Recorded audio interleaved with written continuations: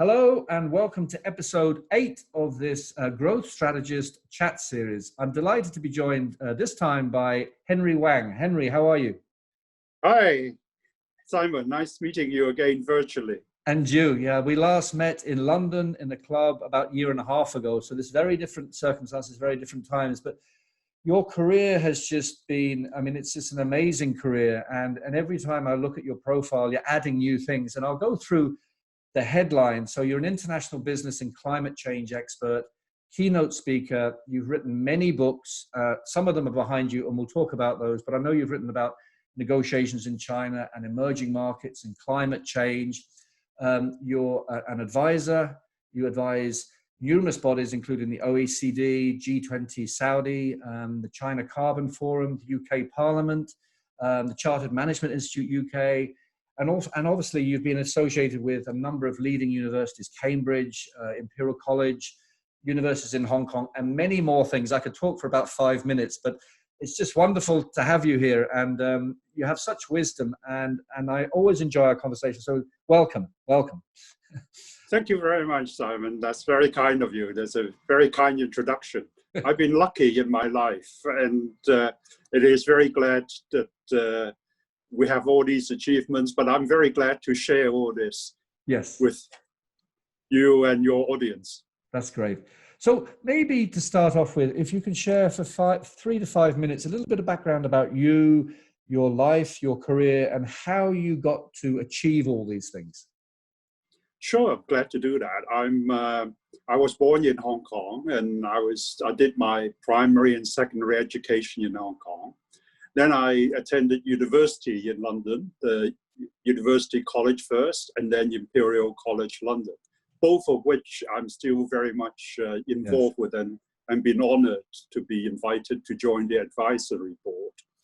Then after that, I was recruited by one of the largest energy company in the world as an engineer, and I start from the bottom and work my way up.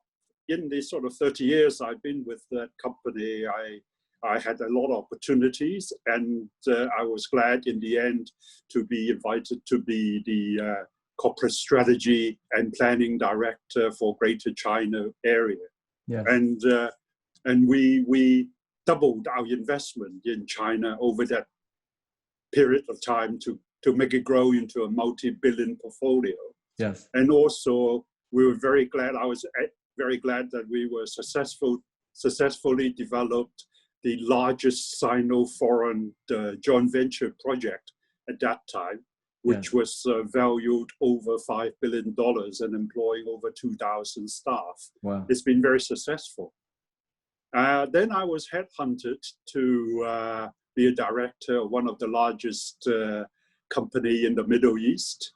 And I worked with the CEO and the board and the chairman on developing our new strategy for Asia, and also developing some of the largest new projects and mega deals in Asia with various of the leading company in Asia, leading family in Asia.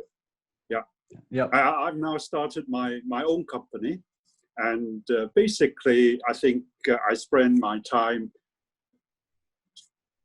30% of a third, and a third of which I'm advising some of the leading companies and institutions in the world. A good example is my work with the G20, B20 task force, where we're developing policy advice and paper to the global leaders and the business CEOs. Yes. A second area which I'm very passionate about is really education and developing and mentoring future leaders. Yes. A good example of that is my work with Imperial College Business School, where I lecture every year to the very bright and some of the best students in the world. And I've been to one of your lectures. I've seen you in action in one of your lectures. I remember that. Yeah, that's really great. And that was a fantastic experience for me and for the students as well. Yes. My last area is really some area which I'm very also devoting a lot of time, very passionate about, is really giving back to society. Yes. I've been lucky in my corporate life So I decided to devote a third of my time in future giving back on a completely free basis to society. Yes. And it could include participating like on youth leadership programs. Yeah. One excellent one I did was meeting leaders, which is really old leaders like me, or mature leaders like me, perhaps the right word, meeting the youth leaders of the future. Yes. And that's been a tremendous experience and dialogue. Yes. So this is very important also during COVID. I found very important to keep energized and keep learning. Yes. So and have a structured way. Yeah. So your career it's like a rich tapestry of it's a mosaic of different elements, which resonates with me because, I don't have the accolades that you have, but I kind of divide my career into, I do coaching and mentoring. I do training and advisory. I do advisory and consulting. I do training. And I'm just starting to move into doing things like these podcasts, which, for me, my intent is to give back. So the reason I started these podcasts was that, there are all these thought leaders out in the world, like yourself and all the other people I've spoken to. And yet there are so many people who are disenfranchised, either financially or psychologically, or they just lack the confidence to listen to people like you. And so my passion, my vision is to connect as much as I can and provide this material to as many as possible. And I love it because it takes you out of yourself. So I think I see you do the same, and you always seem very joyful, Henry, because you're doing the knowledgeable stuff and the advisory, but also you're giving back. So maybe I'm intrigued about what's behind you, the books behind you. Maybe if you could just share with the audience a little bit about the sort of books you've written. And there's a whole mixture. I know you've written about negotiations in China and climate change. What have you written about, and why those different subjects, and what next? Thank you. Yeah, it is actually writing books is part of my overall key mission to give away all my knowledge before I die. Yeah, I realize I've been lucky in my corporate life with being involved in major deals, key negotiations, working in some of the very strategically important regions of the world. Yes. So the books are very much along those themes, and are drawing on the actual experience and mega deals that I've done and key negotiations that I've done around the world. So my first book was on China. I remember I was giving a speech about China in one of the major conferences in the world. Yeah. And then the publisher of one of the largest publishers in the world came to me after the conference and invited me to write a book. Yes. Based on my experience. Yeah. And I was a bit reluctant. We talk about it, we discuss what we're going to do and things like that. And we agree it's a good opportunity to help students and also other people, yes, academics and other professionals who are going into this very interesting area. Yeah. Because I remember my own experience when I first started in China 20 years ago, trying to negotiate and develop new strategies. There was absolutely very little references and very little experience to draw on. And it would be wonderful to find someone who's prepared to share his experience with no agenda.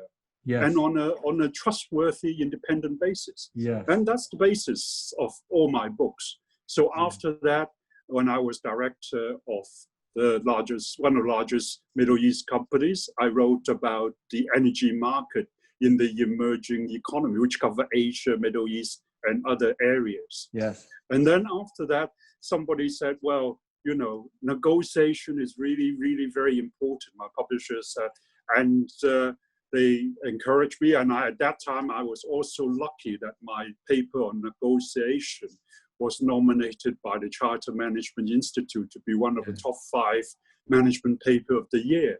Yeah. So after the prize giving, they decided, my publisher asked me if I'd be interested to write a book about it, or the negotiation with the cases. Again, I wrote that book, and it's really to share experience. And it's amazing how it's been have been cited all over the world. I just received a negotiation paper from the Central Asia countries on their negotiations approaches, but citing some of the things I've written about. Yes. And then after this, I started to be involved in climate change. I was invited to join the Imperial College Grantham Institute's Climate Change Stakeholder Committee, and working with some of the really brightest people in the UK and in the world working on climate change in this area. Yeah. And this is a very, very important area. And that's why I wrote my fourth book on climate change and clean energy. Yes. And then, of course, one of the very important areas in climate change and the net zero pathways going forward is the energy transition and the growth of the clean energy area. And that's my fifth book, which is just been published on the renewable growth in the emerging economies. So this is a very exciting journey. It mirrors what I'm doing closely. It's basically part of my key theme of sharing all my knowledge before I die. And it is a way that I share my knowledge, my drawing on international high-level cases, business cases that I've been working with, which is not available really for students and for others elsewhere. Yes. Well, that's fascinating. Is there, I wasn't going to ask you this, but is which one of those 5 books did you enjoy most researching and writing? Was there one that you enjoyed most?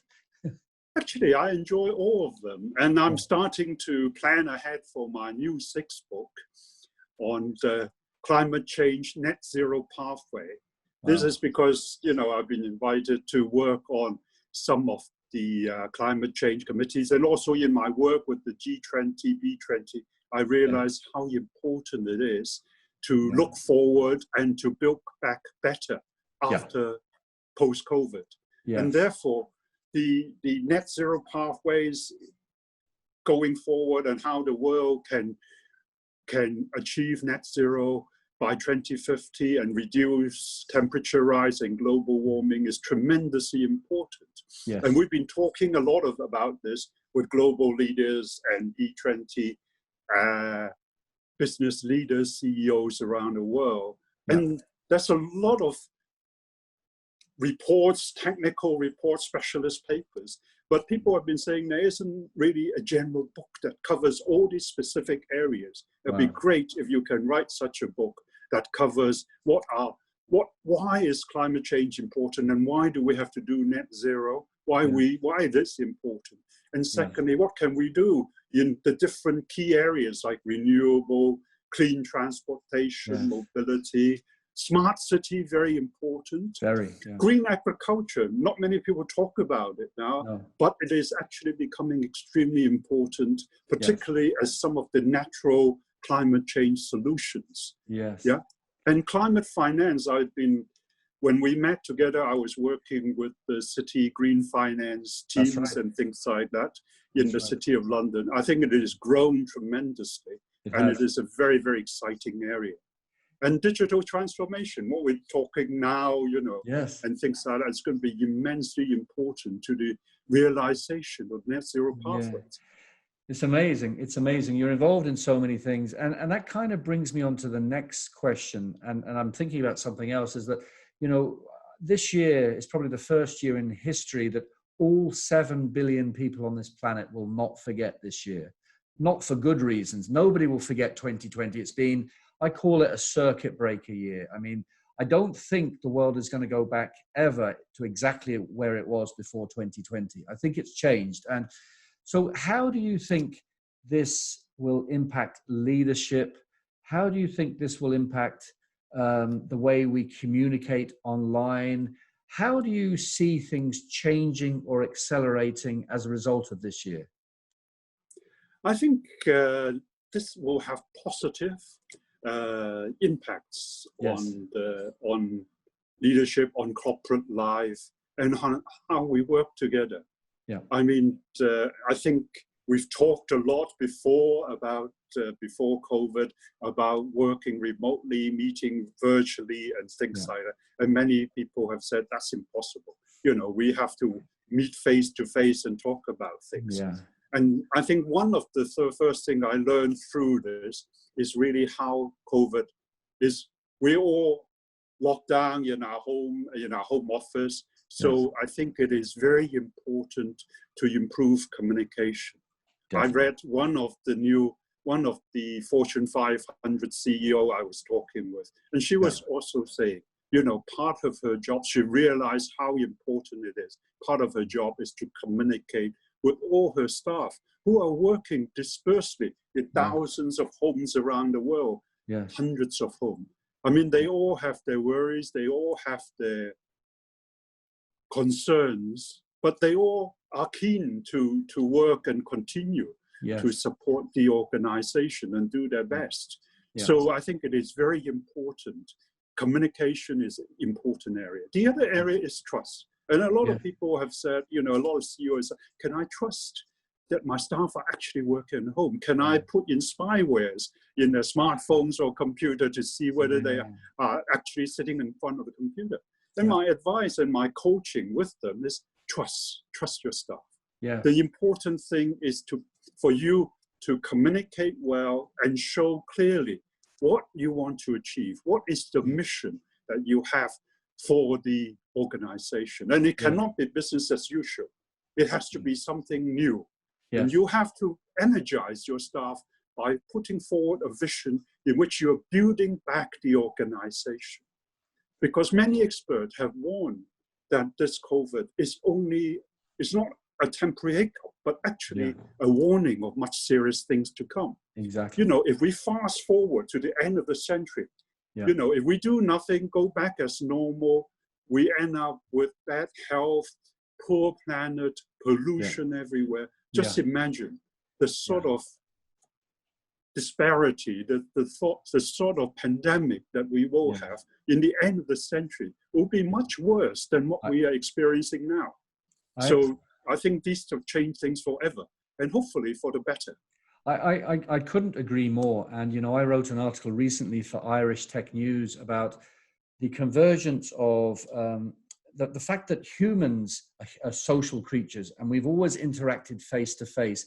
And we've also invented technology face to face. We've invented in factories, right, face to face, ironically. And yet technology is the opposite of that. It forces us not to be face to face, but also it allows us to be, funny enough, directly looking at us, you know. So there is a kind of a confluence. So, you know, in a funny way, I'm sitting here looking at you directly, Henry, right? And very directly, and there's no distractions, there's no social distractions. And in some respects, it'd be interesting to see, and maybe this is a future book, to what extent is technology actually improving social interaction? Is it actually underpinning trust?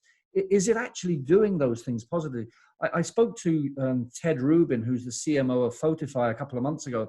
I think it was him. And he said, in a funny way, particularly for youngsters, it's easier for them to trust online than face to face. I don't know whether that's true, but I would be fascinated to see a book one day as to to what extent is this period going to really improve, completely change, or kind of morph that traditional social context methodology of communication to being more online, but being comparatively successful in doing that. It'd be very interesting to see how this is going to change those social dynamics. Do you agree? Do you think that I'm an optimist like you? I think there are real positives coming out of this. No, I think you'll make a very important point. I've been thinking about this because actually the COVID really forces you to stay home and also gives me time to reflect and think about this. Yes. I think one very important paper I read before about technology innovation was really about the growth of multitasking. Yes. You know, before COVID, multitasking was the key word. You know, when we go to meetings, board meetings, you know, everybody's there for a few hours, Yes. or lectures and things like that. But everybody is multitasking, on their iPhone. They are maybe listening to the speeches, maybe listening and contributing when they can, but other times they are working on this. But I totally agree with you. Technology also has enabled us during COVID, this Zoom, for example, we are totally focused. Exactly. I turn off my phones, everything. There's no disturbance. I know. I've asked people, don't disturb me for this hour or so that I'm talking with Simon. And we've been able to achieve something that was not possible last year. You and I not being disturbed for an hour would be quite impossible. One would have said, but it is possible. And I would really treasure this, because this allowed me to be focused. And I found that when I'm focused, then my productivity goes up, particularly in planning my new book, researching and what are the key messages, and then thinking about what other CEOs and other global leaders said to me, what they are really interested in, and translating that. Because the thought process is an algorithm. You have to absorb, then you have to digest internally, and over time the subconscious mind helps to manage it and filters it and comes up with something wonderful. I mean, it is like cooking. You never know what the result is. No, I agree. There are all the ingredients there, but you have to make it work, and COVID has allowed that to happen. And we should not forget about all this afterwards. I 100% agree. So what's next for you, Henry, in the next year or two? I mean, what major projects are you involved with? What if you're not already involved with, what would you like to be involved with going forward in the next year or two? Yeah. Okay. Let's tell me first what I'm going to be involved, what are the firm plans, and then secondly, what are the less other aspirational things. So first of all, things we plan in place going forward is really important. I've been working with the G20 task force for the last 10 months, and we'll be working remotely, by the way, with all the experts and the business CEOs and global leaders, so that we can prepare the policy papers and recommendations for the global leaders for the G20 task force in the plan for the G20 leaders meeting, either virtually or physically, in November of this year. So that's going to be a very important period of time. And after that, we've also discussed with the leaders that we don't want to stop there. We want to, very importantly, the recommendations and the proposed policy papers have got into a lot of work by hundreds of experts around the world. So we want to go into a phase of efficacy and sharing these with important stakeholders around the world. And that's going to be extremely encouraging, I think, important to broadcast a message. So it doesn't just stay locked up as pieces of paper in someone's filing cabinet. We want to make it live, particularly with the things that is other things which is going on, like the COP26, which is delayed by 1 year into November of next year. But then this gives us time. There are good linkages between what we're going to what we have been doing on climate change, sustainability, on climate robustness, with what they're going to talk about next year in COP26. So actually, it is a blessing in disguise. And the other thing I'm planning is also to start my new book on climate change, Net Zero Pathways, which hopefully, with the 12 months delayed of the COP and others, will enable it to be sort of published around that time frame, which will help to contribute to the international discussions and argument and understanding of why we have to, why climate change is so devastating for the world, and why we have to work together to find solution to build back better and to have the new net zero pathways to achieve, to reduce global warming and to return the world to a more better place. Yes.